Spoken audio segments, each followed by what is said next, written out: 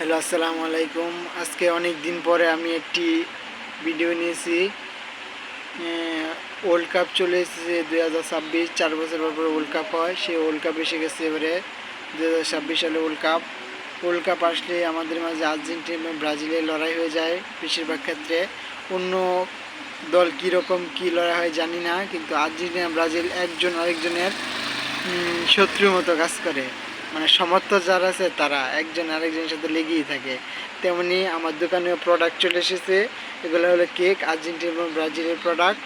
এবং আমিও নিয়েছি ওয়ার্ল্ড কাপ হিসেবে, এবং কোনটা কীরকম বেচে কিনে হয় সেটাই আজকে দেখছি।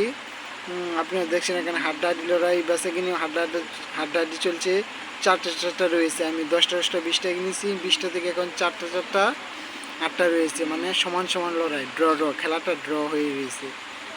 সবাইকে ধন্যবাদ। আপনারা সবাই কমেন্টে জানাবেন কে কীরকম কোন দল সাপোর্ট করেন, এবং ধন্যবাদ সবাইকে ভিডিওটি দেখার জন্য, এবং ভিডিওটি শেয়ার করে দিবেন। এটি আমার দোকানের প্রোডাক্ট, আমি এগুলো বিক্রি করেছি। ধন্যবাদ সবাইকে।